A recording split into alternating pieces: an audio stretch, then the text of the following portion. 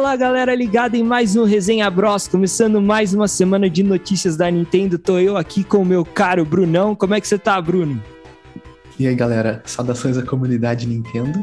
Sempre um prazer falar com o Pedrão, nosso grande interlocutor. É o âncora aqui que só faz o negócio afundar. Bateu. Nossa, começou bem já esse episódio. Começamos com bom humor.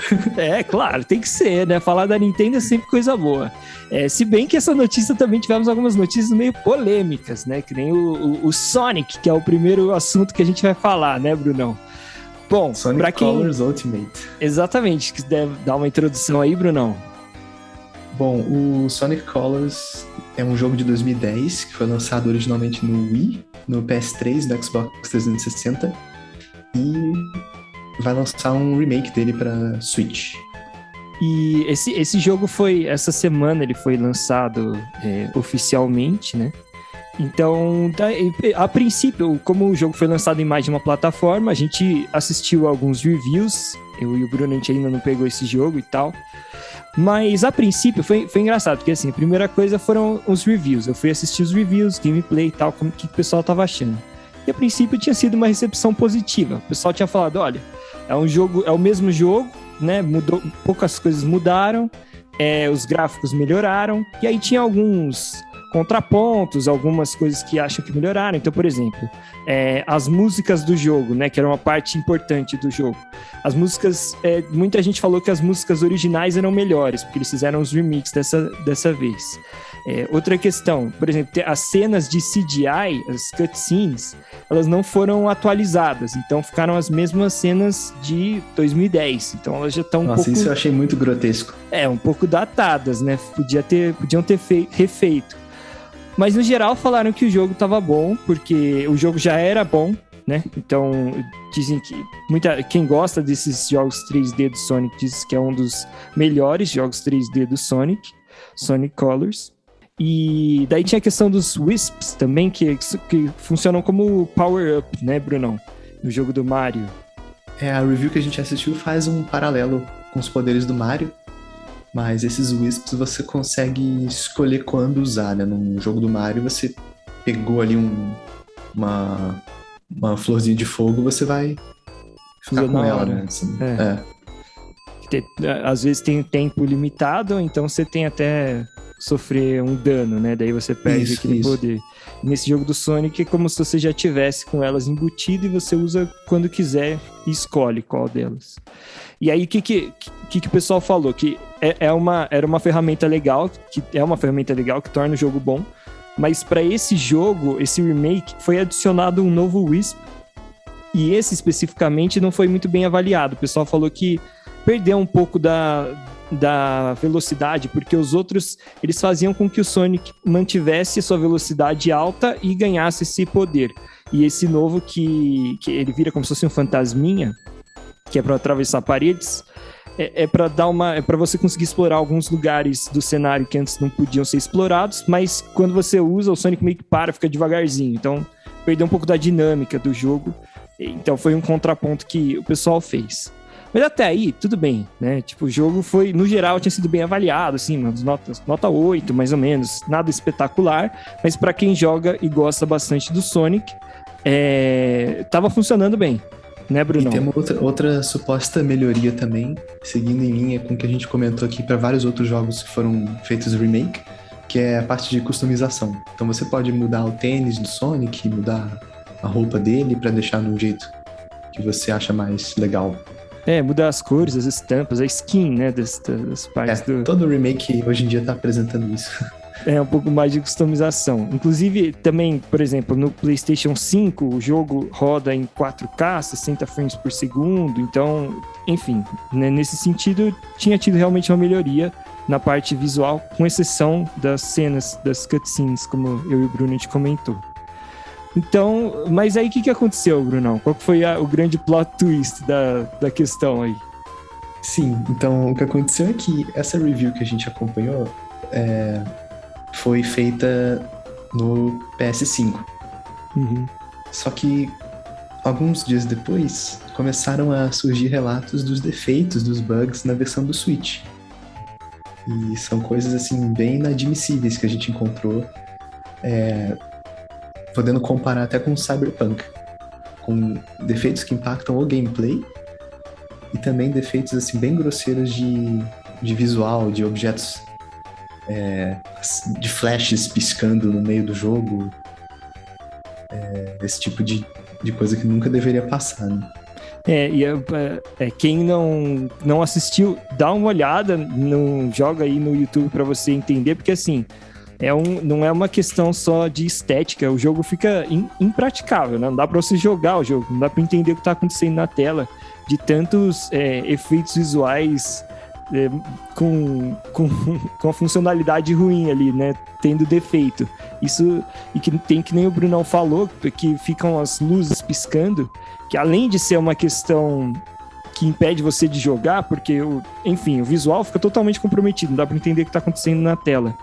Também tem uma questão de preocupação com pessoas que são mais sensíveis a esse tipo de luz piscante, porque a gente sabe que tem gente que tem convulsão quando apresenta, né, frente a frente com uma tela que fica piscando tanto. Então, até para nós que não temos isso já foi muito desagradável, assim. Exatamente, mesmo para quem não tem esse tipo de questão de saúde, é extremamente desagradável.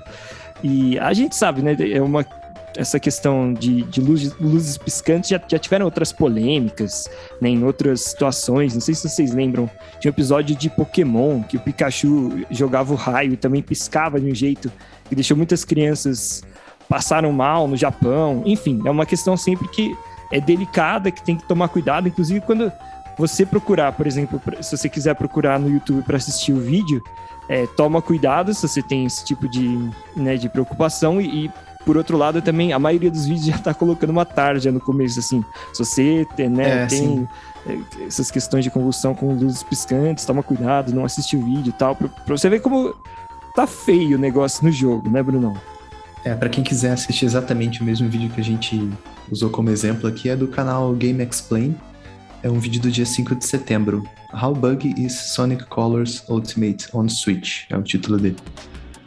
Exatamente, é interessante que esses canais grandes, Game Explain e também a Nintendo Live também postou um vídeo assim, que eles estão falando que, assim, no começo falaram que tinha bug, aí depois veio uma história, o pessoal falou, não, mas esses bugs não estão acontecendo de fato no Switch, porque tinha alguns bugs que estavam sendo reportados que eram de um emulador, que estava como se na versão do jogo emulada, um pirata, não legal. E aí seria a justificativa. Mas esses portais grandes, eles foram testar, né, os bugs que o pessoal falou na internet e de fato comprovaram no próprio jogo, no Switch. Então, os bugs que a gente vê, a maioria deles é real mesmo, não é fake. E impede a pessoa de jogar. E é um negócio... Vamos combinar, né, Bruno? Tá tosco o negócio, né? Faltou... Foi muito feio. Só aqui como exemplo, alguns... a partir do vídeo que a gente pode ver, né? Eles mostraram uma fase que o Sonic usa o Wisp, que ele vira uma espécie de bola de espinhos, onde ele adere nas paredes, ele sobe. Ele consegue escalar o cenário como se estivesse cortando o caminho. Foi isso que eu entendi. Uhum. Mas aí tem um momento que essa bola de espinho ela se desprendeu da parede e ela ficou caída num espaço onde parecia que você não deveria acessar. Out of bounds, né? Saindo ali do lugar de onde o jogo era pra acontecer. E aí o próprio Sonic tem umas horas que ele fica todo deformado, não dá nem pra entender. Você só vê um lance azul, assim, um objeto azul, não dá nem pra identificar que é o Sonic. É que nesse caso aqui que eu falei, isso atrapalhou o gameplay, o seu progresso na fase, né? Exato. Outro defeito desse tipo, eles mostraram o Sonic atravessando objetos da fase e caindo num vazio. Exatamente. Mais um também que impediu o gameplay foi o momento em que o jogo ficou paralisado. A música ficou tocando, a imagem ficou travada. Travou Parece tudo. que acontecia quando você jogava em PC antigamente. Exato. E isso, todos esses três problemas, o jogador não precisou provocar nada específico. Foi durante o progresso da fase normal aconteceram esses três problemas. Que é muito pior, porque atrapalha o seu jogo. Não é que você teve que ir lá fazer uma sequência de códigos, de não sei o que, pra presenciar o problema, né? É algo que para qualquer jogador pode acontecer e atrapalhar. Já na parte da epilepsia, você me corrige, Pedro, mas eu não ouvi ele explicando como que ele fez para encontrar aqueles flashes, mas parecia que era só manipulando a câmera em algumas posições, a tela começava a piscar. Pelo que ele disse que foi essas falhas de epilepsia ele teve que provocar no jogo, né? Isso não, ao certo eu não lembro direito para ser exato, mas de qualquer forma não foi também aconteceu dentro do jogo, de fato, e é uma coisa que é preocupante, né? Sendo provocado ou não. Ele fica mais de 5 minutos do vídeo mostrando falhas desses flashes. Deve ser bem recorrente. Se ele consegue ficar tanto tempo mostrando essas cenas. Exatamente, né? E ali foi só um vídeo de um compilado de exemplos, né? Então, o negócio deve ser bem, bem problemático. E assim, só pra a gente também entender o cenário, como eu e o Bruno a gente comentou, esses problemas só aconteceram na versão do jogo do Switch. Por quê? Porque ela foi feita por uma outra desenvolvedora, é claro, né? Porque, enfim, gráfico do Switch e tal tem que ser todo adaptado em relação aos outros consoles. E o nome dessa desenvolvedora é a Blind Squirrel, que é a mesma empresa que fez um jogo que é considerado um dos jogos mais quebrados do Switch, que é o WWE 2K18, 2018. WWE é aquela luta livre, né? Sei. Que passa bastante nos Estados Unidos, é bem famoso, de onde surgiu The Rock, né? John Cena, esses personagens clássicos dessa luta livre, que não é uma luta de verdade, né? Que é uma encenação. Mas os jogos, eles são um clássico, assim, né? Tem muita gente que curte o WWE. E esse jogo de 2018, cara, ele é muito, assim, muito quebrado. Porque quando você coloca, por exemplo, mais de 2 personagens pra lutar dentro do ringue, o frame rate fica, assim, impraticável, injogável. Então, já era um problema que tinha acontecido com essa desenvolvedora no único jogo que ela tinha feito pro Switch, lá em 2017, 2018, quando lançou esse jogo do WWE. E a SEGA foi lá e confiou nessa empresa, não sei porquê. E o resultado tá sendo catastrófico. Se o jogo do WWE já não tinha sido um exemplo grande o suficiente para as pessoas olharem torto para essa empresa, agora fazendo um negócio desse com o Sonic, que é um personagem tão famoso, cara, eu acho dificílimo que alguma empresa confie ainda nessa Blind Squirrel, ou então que as pessoas que souberem que o jogo é desenvolvido por essa desenvolvedora, comprar um jogo dela, né?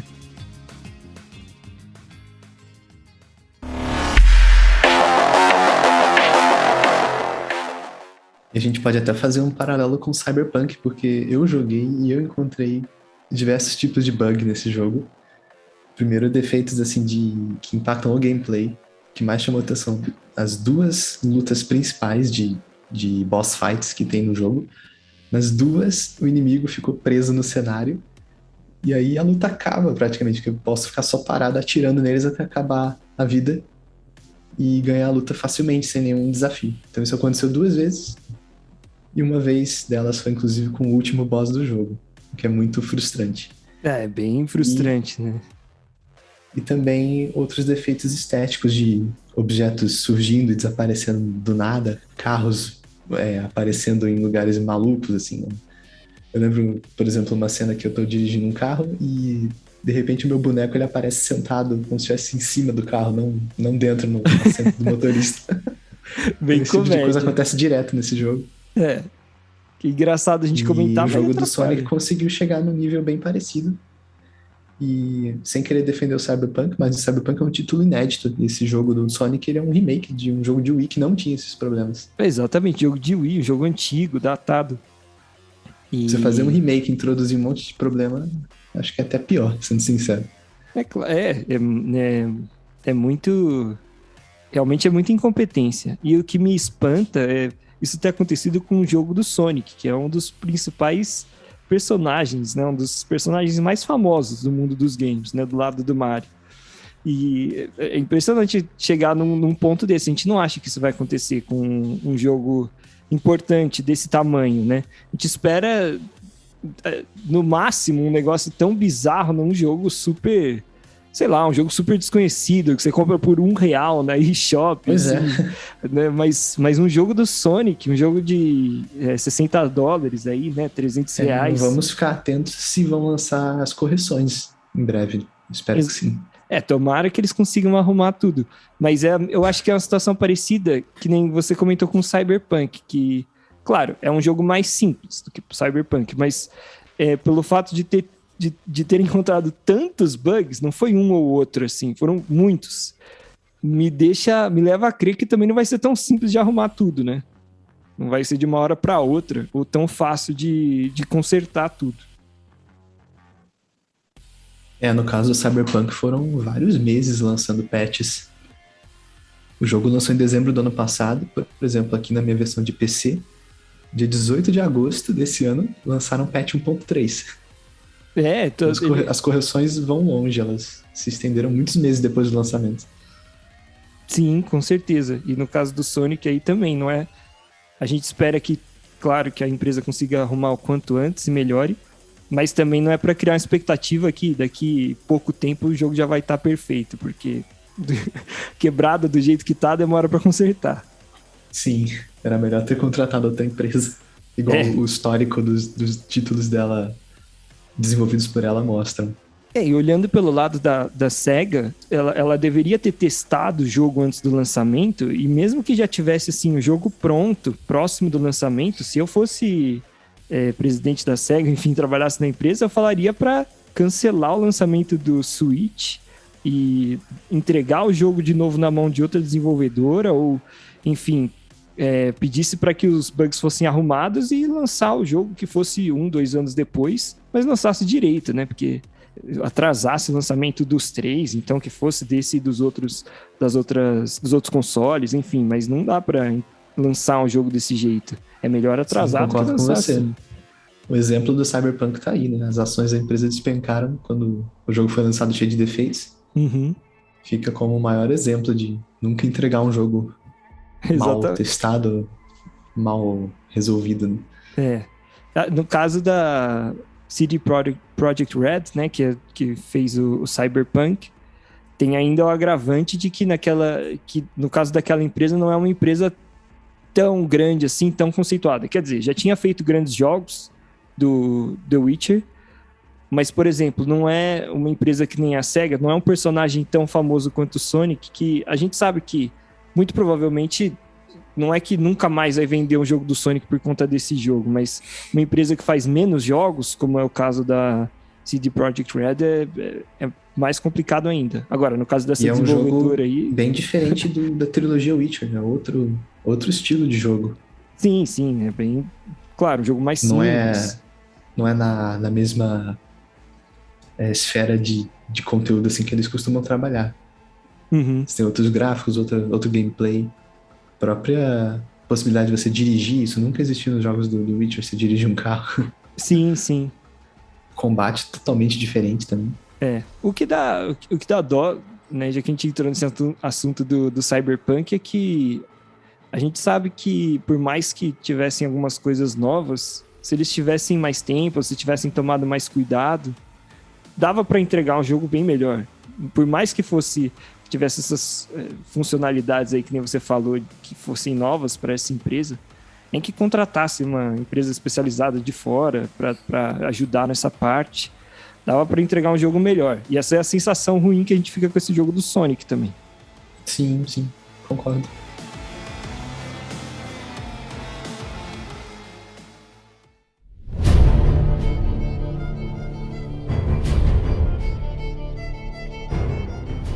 Outra notícia dessa semana, que eu estava comentando com o Brunão agora há pouco, é que foram anunciados que o Crysis 2 e 3 vão vir para o Switch, porém de maneira separada. Então, a gente já tinha o Crysis 1 no Switch desde julho de 2020, e agora é remasterizado, e agora a gente teve a notícia de que o 2 e o 3 também vão ser lançados, a versão remasterizada, no Switch no dia 15 de outubro de 2021.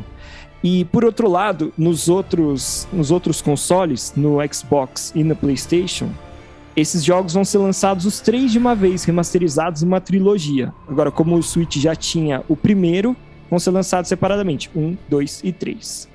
E aí, Bruno, você já jogou Crysis? Eu joguei um pouco do primeiro só. O que você acha desses jogos? O que você achou da notícia? Sobre Crysis, eu joguei bastante no PC, as versões originais do 1 e do Warhead, lá em 2007, 2008. Eram jogos que eu gostei demais e, para mim, eles inovaram muito nos gráficos, no gameplay, que você tem as opções da sua armadura, né, de força, de velocidade, de defesa. E eu acho que foi o primeiro título open world que eu joguei. Você é livre para explorar o mapa. Você precisa seguir uma ordem nas missões, mas não tem um caminho exatamente definido no mapa que você precisa fazer. Você pode ir pelo meio do mato, você pode pegar um carro e seguir uma estrada, você pode pegar uma lancha e navegar. Então isso, para a época, era muito inovador, muito legal mesmo. Agora, as versões depois do primeiro e do Warhead, a 2, a 3, eu não joguei. Sim, e só para dar uma contextualizada, um jogo first person shooter, né, que pelo que eu lembro, o primeiro jogo que eu joguei, que eu joguei no começo dele, ele se passa ali num cenário meio Filipinas, né, um cenário de umas ilhas tropicais, se eu não me engano. São ilhas da Coreia do Norte. Ah, Coreia do Norte, tá. E o jogo começa com uma suspeita de que alienígenas estão escondidos naquela ilha e o governo está tentando esconder essa informação. Exatamente. Eles aprisionam um grupo de cientistas que estava pesquisando isso. Você jogou esses jogos no PC, Brunão? Sim, foi no PC. É difícil jogar no PC. Naquela época, pelo menos, era sofrido. O jogo era muito exigente em gráfico. Agora, é legal que, de novo, acho interessante pontuar que esses jogos, esses jogos de first person shooter clássicos, né, que agora estão sendo remasterizados como o Crysis, estão vindo para o Switch, que são gêneros que nem sempre são tão comuns nos consoles da Nintendo. É legal para gente que nem eu, por exemplo, que só tem o Nintendo Switch, não joga PC ou o PlayStation e tal, pode pelo menos ter a experiência de jogar jogos desse gênero que não são tão comuns. No Switch, claro. Era muito legal também que faltou mencionar, talvez a principal funcionalidade da sua armadura era você ficar temporariamente invisível. Então você podia jogar de maneira stealth. E acho que na época eram poucos jogos que você tinha essa avaliação se você tinha sido descoberto ou não pelos inimigos. Isso é bem legal do jogo mesmo. Logo no começo ele já te mostra isso. É uma mecânica diferente, né? Sim. Que tem essa questão aí de ser temporário, então você meio que tem que se planejar, né? Se você tá... Você escolhe o modo da sua armadura de acordo com a situação dos seus inimigos. Se você já tá em combate direto, ou se você tá explorando em stealth pra ver onde é o melhor lugar pra você atacar. É cheio de opções. Exato, e às vezes você usa esse de ficar invisível, como ele dura alguns segundos só, você tem que planejar bem, pra você, por exemplo, usar e conseguir se esconder atrás de algum outro objeto antes que acabe a duração, não ser descoberto no meio ali. Exatamente. E só pra finalizar, os valores dos jogos em dólares já foram divulgados, então, por exemplo, no Switch, cada um dos jogos vai custar $30, então não é aquele preço cheio de $60, né, mas é um preço considerável, e a trilogia nas outras plataformas vai custar $49, então acaba sendo que, claro, vai sair bem mais caro para você ter os 3 jogos no Switch, cada um deles custando $30, você vai gastar em $90 para ter os 3, sendo que no Xbox, no PlayStation, por $50 você já consegue ter os 3 de uma vez numa coletânea só. É uma pena, não dá para entender por que essa diferença no caso do Switch. Quem não tem o primeiro poderia comprar logo os 3 de uma vez, pagando bem menos. Ou pelo menos eles poderiam ter feito, talvez assim, pro Switch, como eles já tinham lançado o primeiro, se eles não quisessem lançar a trilogia, que lançassem um pack com os 2 outros, o Crysis 2 e 3. Sim. Por um preço ali de, sei lá, $35, não sei, alguma coisa assim. Já seria um pouco mais justo até, vamos dizer assim. São decisões que vão além da nossa compreensão. É claro. Não dá pra entender. É claro, sempre o dinheiro pesa, né? Os caras veem que o Switch tá vendendo pra caramba também. Existe o lado da empresa querer fazer mais dinheiro, obviamente.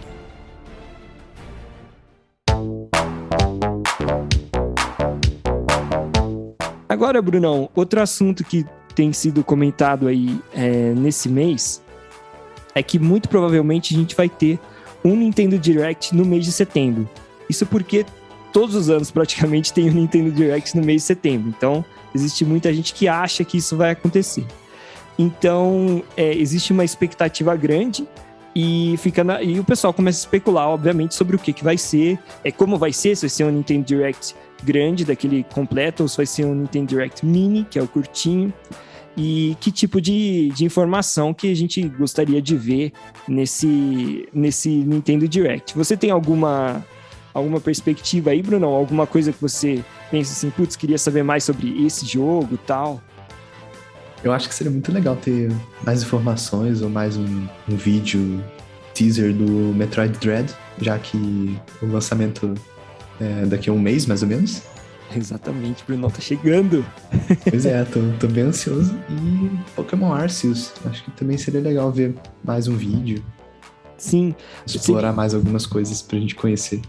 O Pokémon Arceus, eu tinha colocado no roteiro aqui, eu viajei, na verdade, porque Pokémon Arceus se vai ser Nintendo Direct, não vai estar... seria, na verdade, na Pokémon Presents. Na Pokémon Presents. Mas o que seria muito legal a gente ter uma notícia também, né, Brunão? Seria do Metroid Prime, né? Metroid Prime 4. Que foi anunciado já faz uns anos aí. Pois é. A gente nunca viu mais nada, mas parece agora uma coisa já... tão distante ainda, sinceramente. Exatamente, mas assim, pelo menos um salve, assim, né? Que seja o nome, o logo de novo. Nem que seja qualquer coisa, só pra gente saber que eles estão trabalhando nisso de fato. Exato. Como, por exemplo, foi quando a gente viu pela primeira vez o teaser da sequência do Breath of the Wild. Que foi um teaser bem curtinho, contando um pouquinho da história, mas tinha, assim, 0 gameplay. Era bem curto, a gente não dava nem pra entender com que personagem que você ia jogar, porque no trailer inicial tinha Zelda e Link. Então, enfim, eu também, claro, já emendando nesse gancho, gostaria de ver um pouco mais sobre o Breath of the Wild, porque o 2, né? É verdade, bem lembrado. Que é um título que a gente tem... A Nintendo anunciou que vai ser lançado no ano que vem, né, em 2022, mas a gente viu um pouco de gameplay e é um jogo perfeito, na minha opinião. Cara, eu amo esse jogo, ele é fantástico. Sim, é mais um jogo que a gente vai jogar com certeza.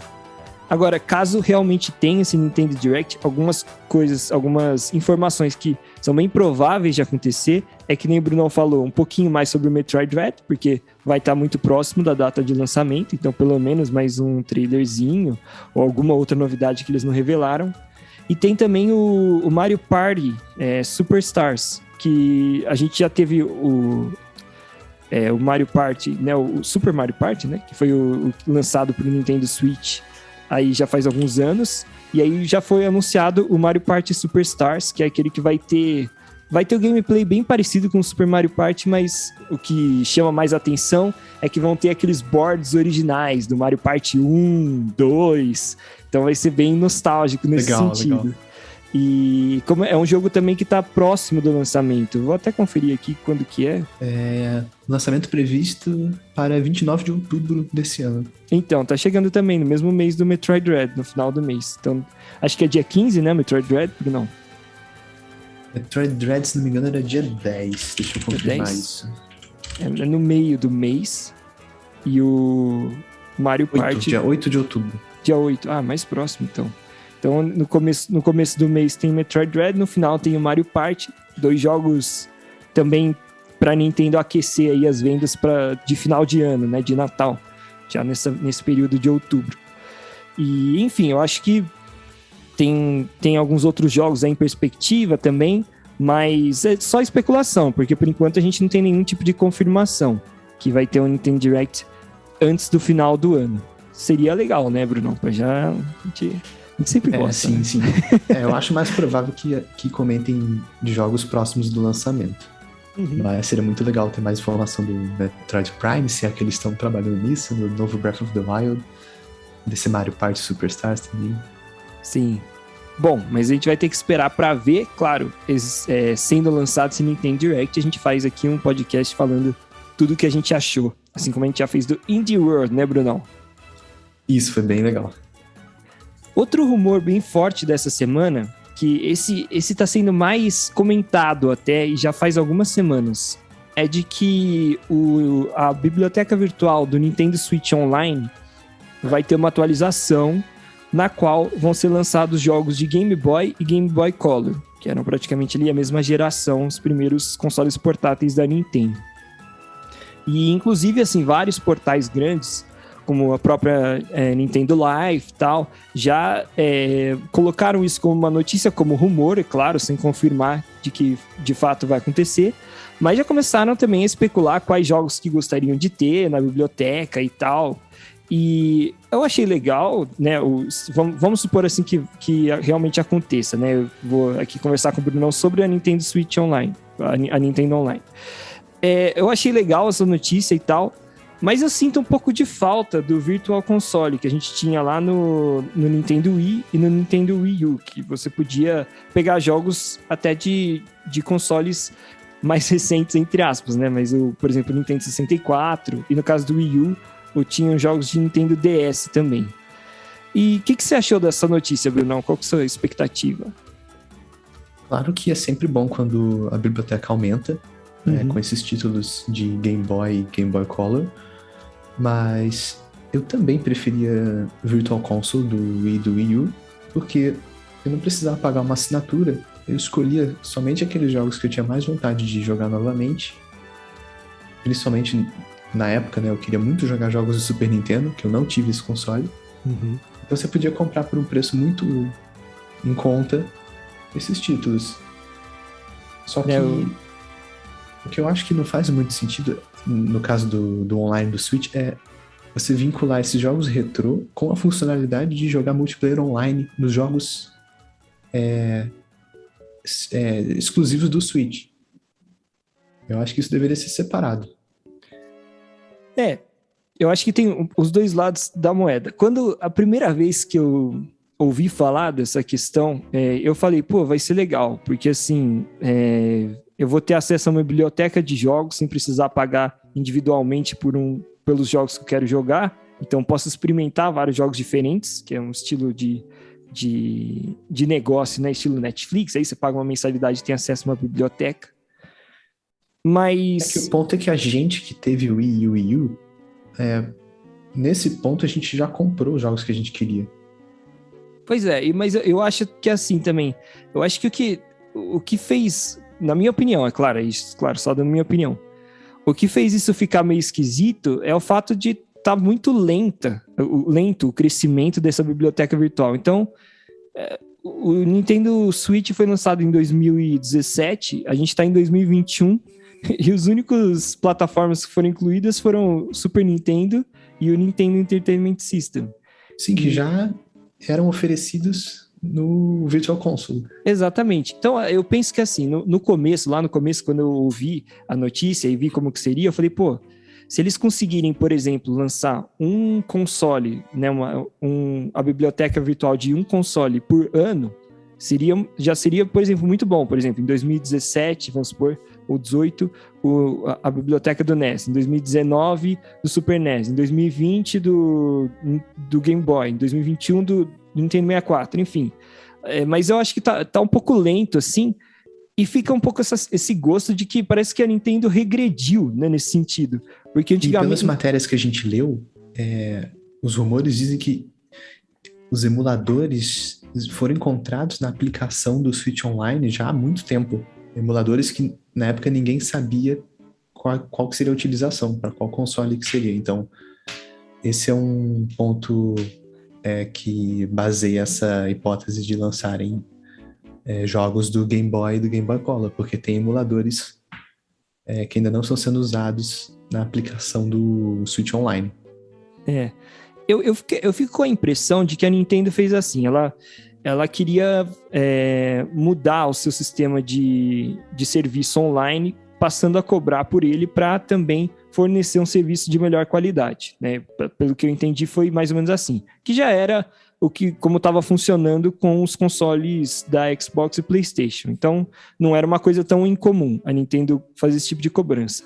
E para uma empresa, às vezes vale muito mais a pena você ter esse tipo de renda, que você sabe que é uma renda mais fixa, que vem de uma assinatura, do que de venda de jogos individuais, né, que são mais esporádicos e um pouco mais difíceis de você controlar e prever quanto que você vai receber. Então, pelo lado financeiro da empresa, seria bom, deve ter sido bom. Agora, eu acho que eles ficaram meio que num dilema. Minha impressão é que a Nintendo ficou num dilema, porque assim, eles lançaram os jogos de NES e Super NES. E aí o próximo passo, pelo menos pelo que a gente vinha vendo dos consoles anteriores, Wii U e Wii, se baseando no Virtual Console, teria que ser o Nintendo 64. Mas aí, por exemplo, eu fico pensando, a Nintendo lançou o Super Mario 3D All Stars, que era o jogo que incluía Mario Sunshine, Mario Galaxy e o Mario 64.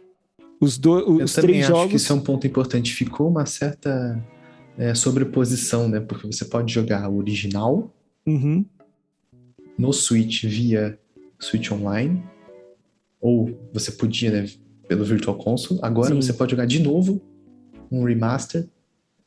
Exato, numa Talvez fosse trilogia. Mais interessante focar nos remasters, porque eles trazem uma vantagem, de fato. Sim.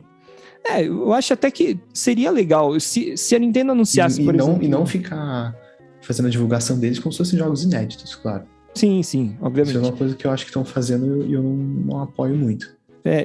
Eu fiquei com essa impressão de que a Nintendo, ela meio que ficou na dúvida do que ela ia fazer. Porque, assim, eu acho que, assim, de duas uma. Ou ela decide, de uma vez, colocar mais consoles, tipo, muito mais jogos, de bibliotecas mais recentes, por exemplo, jogos de Nintendo 64 e GameCube, por exemplo, no Nintendo Switch Online, ou ela volta com o Virtual Console, sei lá, faz um paralelo, porque ela tá no meio termo que não tá agradando, que você não pode jogar isso. Outra ideia seria ela lançar esses remasters dentro do Switch Online, para quem assina.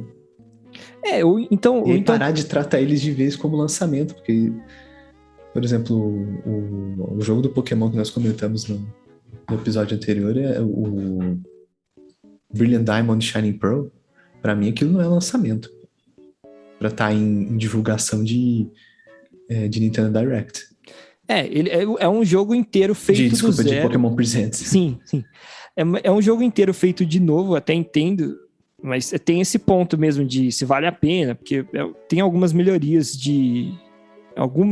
mas na prática é o mesmo jogo, né? O mesmo jogo de anos atrás. Exato. Mas enfim, a gente concorda que por essa questão do Virtual Console, ou sei lá, essa questão de você poder jogar jogos antigos no Nintendo Switch, a Nintendo tá devendo um pouquinho. No meu caso, eu nunca usei Switch Online para jogar títulos retrô. Eu só uso para jogar títulos exclusivos do Switch Online. Especialmente o Smash Bros. Sim, para usar a funcionalidade online, né? Para poder jogar online os jogos atuais, né? Eu acho interessante, eu gostei de ter essa biblioteca, porque eu já experimentei vários jogos, mas eu tenho esse contraponto que, para mim, faz muita falta. Os jogos um pouco mais recentes podiam estar nessa biblioteca, que já são datados, né? Os jogos de GameCube e Nintendo 64 têm mais de 10 anos, 15 anos, sei lá.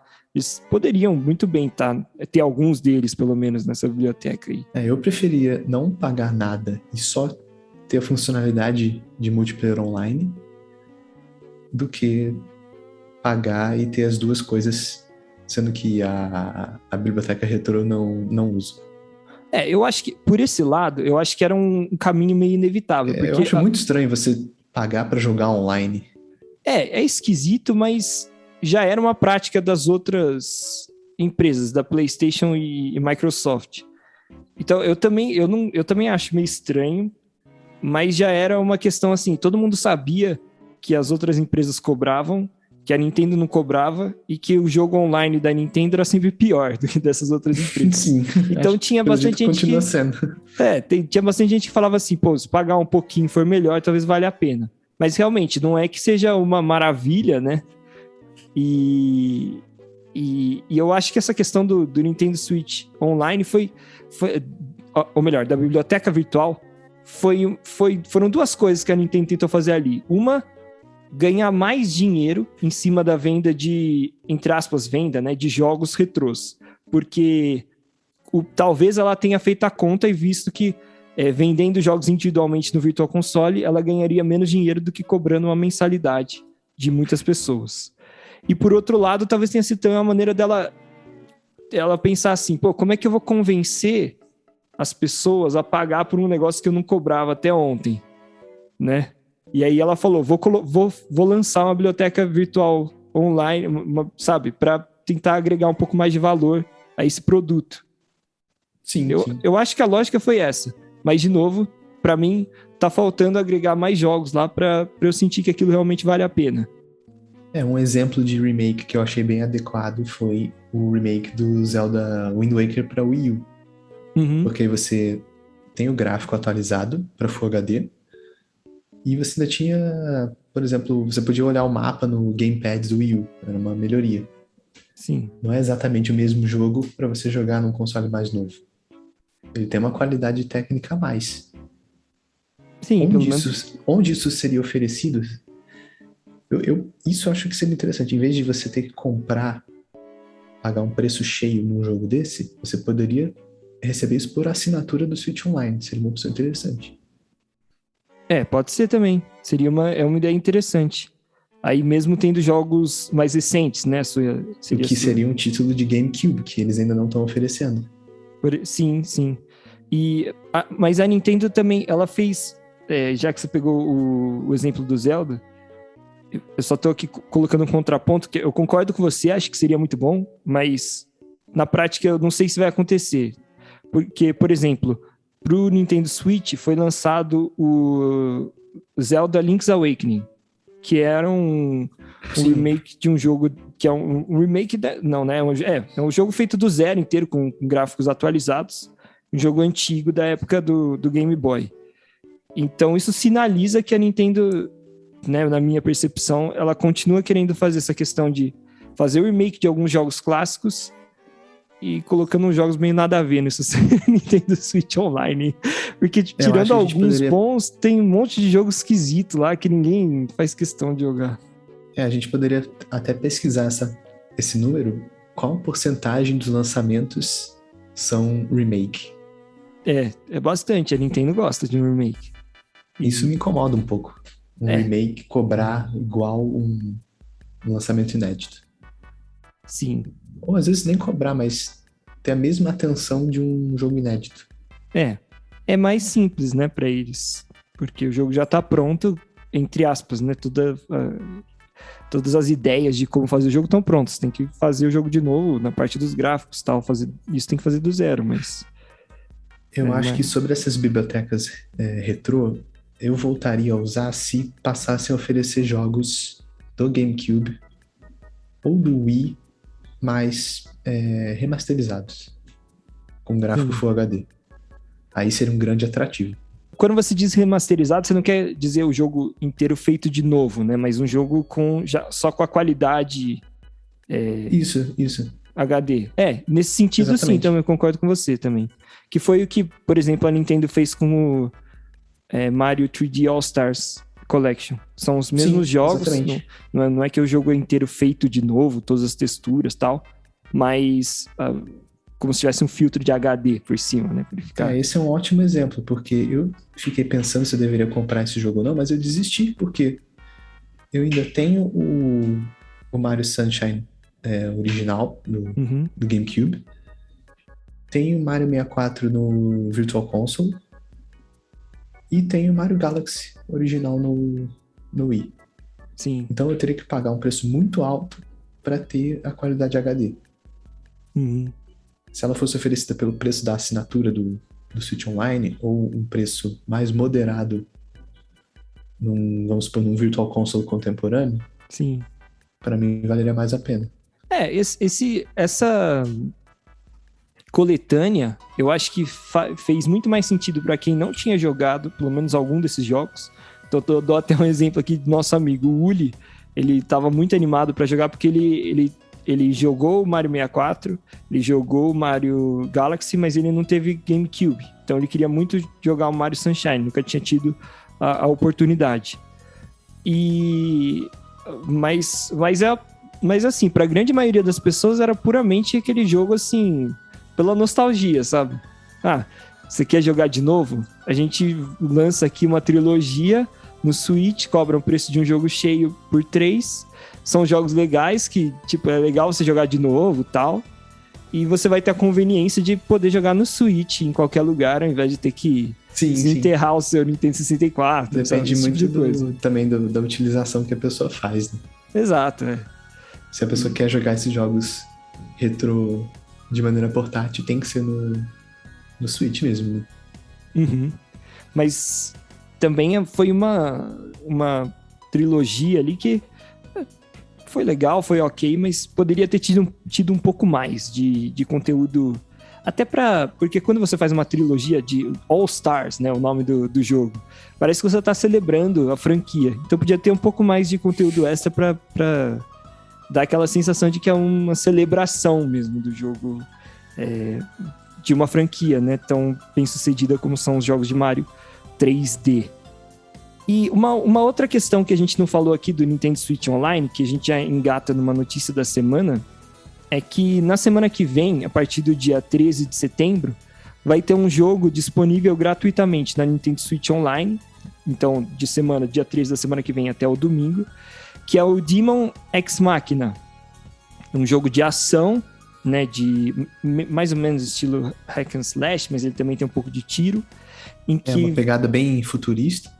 Bem futurista, que você é um personagem... Tem um gráfico bem daqueles gráficos de anime, então, estilo... Quando fazem jogo de anime mesmo, tipo Dragon Ball, esses tipos de jogos. E esse jogo vai estar gratuito na semana que vem, durante uma semana. Ele já foi lançado faz uns anos. Quando que foi lançado mesmo? Deixa eu procurar aqui. Mas... Originalmente lançado em 2019. 2019, então não é um jogo novo. Mas esse é um negócio que eu gosto, que eu achei legal da Nintendo Switch Online. Eles começaram a fazer, não é que tem toda semana tem um jogo assim, mas é legal porque é que nem o Bruno falou, um jogo atual que fica de graça. Tudo bem, é por uma semana só, e é uma semana específica, né? Não é que você pode pegar qualquer dia e usar essa semana, né? Esse período de uma semana grátis desse jogo. Mas pelo menos é como se fosse um aluguel de jogo, daqueles que a gente tinha antigamente, podia fazer na Blockbuster. Então você aluga o jogo, fica com ele por uma semana e joga. E é uma forma, é claro, dessas empresas que fazem isso, de tentar fazer com que as pessoas deem uma segunda chance pro jogo. Às vezes eles lançaram achando que teria mais sucesso do que teve, e deixando o jogo grátis por uma semana é um tempo de uma pessoa pegar, experimentar, ver se gosta, fazer um test drive do jogo, né? E depois decidir se vale a pena fazer investimento ou não. Isso eu acho legal, porque é um jogo... É que nem você falou, Brunão, já que você está pagando a mensalidade, eles proporcionam um jogo atual, né? Gratuitamente. Por uma semana, tal, não sei o quê, mas pelo menos é um jogo atual. Agora... Sim, isso é uma prática bem legal no estilo Epic Games. Exato. Mas ainda é um meio termo, né? Porque na Epic Games o jogo fica gratuito para sempre com você. Uhum. Não só por um tempo pré-determinado. Sim, né? Não, é uma diferença grande. Mas de novo, eu acho que tá faltando um pouco... É uma ideia legal, mas eu acho que tá faltando um pouco de empenho da Nintendo no sentido de que tem um jogo, de uma semana fica grátis. Aí passa, sei lá, um mês, aí outro jogo grátis lança. Não é toda semana tem um jogo grátis. Exato, precisa ser um negócio mais constante da Nintendo, pra valer a pena mesmo. Você tem inúmeras maneiras de jogar títulos antigos. Se você tem os consoles de época, você pode simplesmente jogar novamente igual eles eram na época de lançamento. Para quem teve o Wii e o Wii U, Virtual Console, acho que era uma boa solução. Os jogos de Super NES e 64 que eu queria rejogar, eu consegui fazer isso já na época do Wii com Virtual Console. E agora tem o Switch Online repetindo também jogos de NES e Super NES. Então talvez o ponto de melhoria seja no Switch Online, trazer alguma coisa que seja novidade para quem veio dos consoles anteriores. Exatamente. Só para fechar... Em paralelo a isso, ainda tem todos os remakes que a Nintendo vem lançando com bastante frequência. Então fica esse dilema. Você compra um remake, você joga um jogo antigo de novo, seja no console que você já tem, ou comprando via Virtual Console. Depende muito do caso. Eu fico até meio confuso, são muitas opções para coisas antigas que estão recebendo um destaque muito grande, sabe? Exatamente, com certeza. Mas, enfim, é só um rumor de que isso vai acontecer. A gente também vai ficar de olho, assim como a situação aí do Nintendo Direct.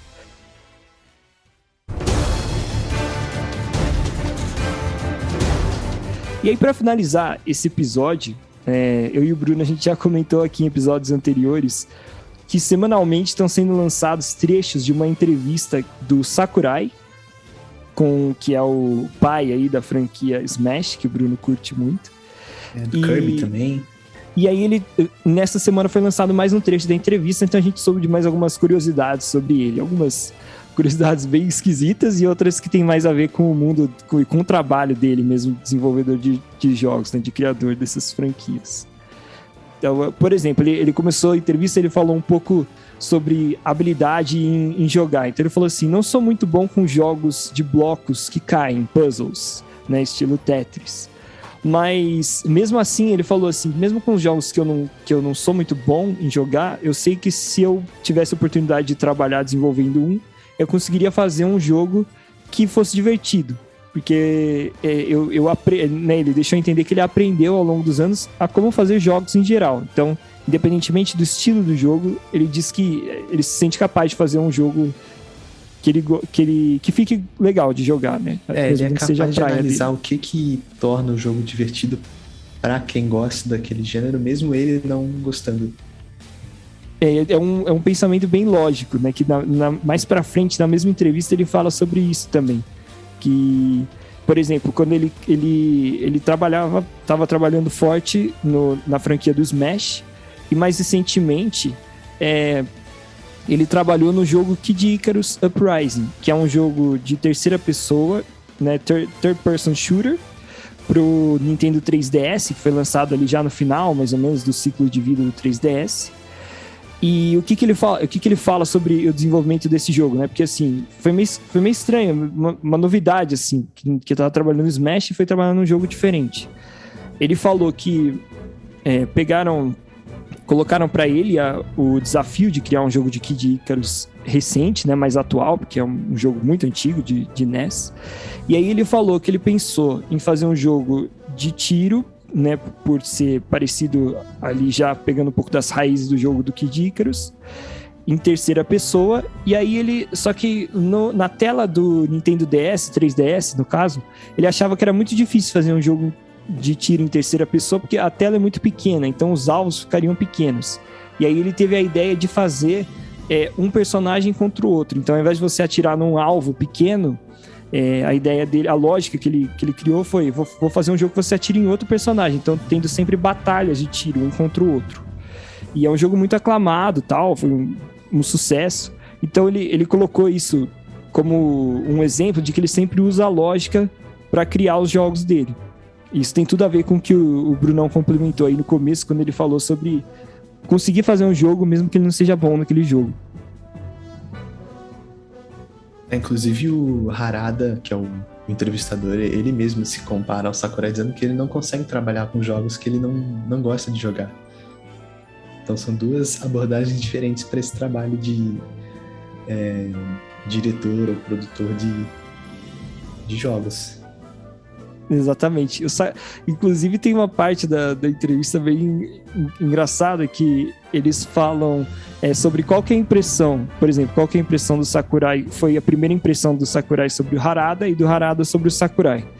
E aí o Harada disse que ele acha que o Sakurai é tipo um monge, assim, um cara que vive no alto da montanha, assim, que é super calmo, que consegue ver tudo de maneira lógica, assim, e tal. E ele passa um ar de inteligência, assim mesmo, né, de sabedoria. Sim, sim. E o Harada é um cara mais cômico, assim. Ele fica de óculos escuros dentro da sala de estar dele, entrevistando o cara à noite. Ele é um personagem mais engraçado, assim, né? Mais figura. Então, o próprio Sakurai fala isso do Harada. Ele falou, olha, na minha opinião, né, a minha impressão sobre você, a primeira impressão, e continua sendo, é que você é um cara mais passional, que tem tudo a ver com isso que o Bruno falou. Um cara que, por exemplo, consegue fazer o jogo que gosta, não um jogo que não gosta. Sim. Um cara que é movido mais pela emoção, pela vontade de jogar. Tanto que o Harada fala isso no momento. Ele fala, eu me motivo em criar jogos que eu queira jogar. Então eu quero criar um jogo que eu gosto para poder jogar o jogo também, né? Para que eu me divirta também depois jogando, né? E não só um jogo que é para um público que gosta, mas é de um gênero que não me interessa. E tem a parte também das perguntas do público, né, pro Sakurai, que é bem curioso, né? A pergunta mais recebida foi o público queria saber como tá a saúde do Sakurai, que ele se preocupa muito com a saúde dele. O pessoal querendo saber se ele tá bem. E ele falou que tá bem, né? Falou que não tem problema nenhum. Ele agradeceu bem formalmente as perguntas, né, para saber como é que ele tava. Disse que teve um probleminha no ombro uns anos anteriores, que foi uma espécie de tendinite calcificada, mas que, segundo ele, já está superado, que não tem mais problema, que recentemente a única questão de saúde que ele tem tido é um problema com os olhos secos. Ele diz que por ficar muito tempo na frente da tela de computador, esse tipo de coisa, ele tem que usar bastante colírio. E aí o Haradas também complementou, eu também tenho isso. Daquele jeitão. Mas é bem curioso a principal pergunta ser sobre a saúde dele em vez de uma pergunta sobre os jogos. Exato, né? Eu imaginava que iam perguntar qual o futuro da franquia do Smash, qualquer coisa. Sim, assim. Provavelmente o público quer saber se ele continua bem para trabalhar nos jogos, né? Acho que perguntando isso de uma outra maneira, né? Exato. Acho que o pessoal tá muito preocupado com as pessoas, né, mais velhas por conta da pandemia e querem a principal preocupação é com a saúde de todo mundo. Talvez também pelo histórico assim, de notícias sobre o Sakurai, era sempre que ele trabalhava tipo 12 horas por dia no Smash Bros. Quando tinha uma próxima geração a ser lançada, era sempre esse tipo de notícia que saía. Inclusive, de fato, deve ser mais ou menos isso, porque teve um período, um trecho dessa entrevista que ele falou que ele dorme 6 horas por dia. E o Haradas também falou que dorme 6 horas e nenhum se espantou com isso. Eles falaram como se fosse a coisa mais normal do mundo. 6 horas é tipo... Pra eles é uma baita noite de sono, não é qualquer coisa, não. Tiveram alguns assuntos mais inusitados, mas achei engraçado. Tipo umas perguntas assim, o Harada fez ao Sakurai. Você prefere café ou chá? Aí o Sakurai, eu gosto dos dois. Panqueca ou waffle? Ele falou, acho que panqueca, mas gosto dos dois. E aí teve uma conversa longa da entrevista que foi sobre chapéu, que eu achei muito bizarro. Que o Sakurai disse que ele tem o biotipo que ele é magrinho e tem uma cabeça grande. Ele gosta de usar uns chapéus grandes que não façam a cabeça dele parecer tão grande, né? E aí ele até pegou um chapéu e falou, não, peraí, vou pegar. Foi lá, buscou uma boina, um chapéu, mostrou assim, todo orgulhoso. bem bizarro. Não é uma cena que a gente espera ver de produtores de jogos, né? Eu tava comentando com o Brunão que esses japoneses, eles são meio doidos, porque eles têm umas conversas meio malucas, assim, que surgem do nada, tipo essa conversa de chapéu. Tipo, eu nunca perguntaria pra alguém que tipo de chapéu você usa. Mas tudo bem, achei engraçado, achei divertido, pelo menos. E uma outra questão que foi bem interessante, Brunão, não sei se você acompanhou esse pedaço da entrevista, foi que perguntaram para o Sakurai, o Harada perguntou para o Sakurai que tipo de inovação tecnológica, máquina, hardware, ele gostaria que existisse no futuro, né? Uma coisa que ele, ou do mundo dos games ou fora. Você viu essa parte? Sim, que ele comentou que ele gostaria de poder imaginar o modelo tridimensional de alguma coisa do jogo e que uma máquina impressora 3D gerasse esse modelo automaticamente, sem que ele tivesse que desenhar o modelo para poder mostrar para as pessoas o que ele pensou. A ideia, o modelo surgiria direto da imaginação dele. Exato, para não precisar fazer o molde 3D. Porque ele deixou entender que uma parte que ele acha que leva um certo tempo, que é meio... que seria muito mais fácil, muito mais rápida do trabalho dele, é quando ele tem uma ideia, ele tem que transformar isso num molde para mostrar para as pessoas. Então, seria um leitor de mente que já faria tudo seria bem legal mesmo, né? Seria tipo uma impressora 3D vidente. Exato. Faria uma adivinhação, né, do que ele tá pensando e já imprime o molde 3D. Achei legal que ele foi uma ideia bem maluca, assim, um negócio bem distante, tipo, de ler a mente da pessoa. Sei que o cara é fora da caixinha mesmo. E pra você ver como o cara é também workaholic, né? Ele gosta de trabalhar. Ele não pensou num tipo de máquina, alguma coisa que fosse divertido. Ele pensou em algo que fosse facilitar o trabalho dele. Por quê, Brunão? Porque ele quer passar a dormir 7 horas por noite, não 6. Ou ele quer continuar dormindo 6 horas e ter mais uma hora atividades aí naquele tempo. Exatamente. Acho que essa segunda opção que você falou mais do jeito que provável. Ele demonstrou ser, acho que essa é a segunda opção. Os caras trabalham demais, você é louco.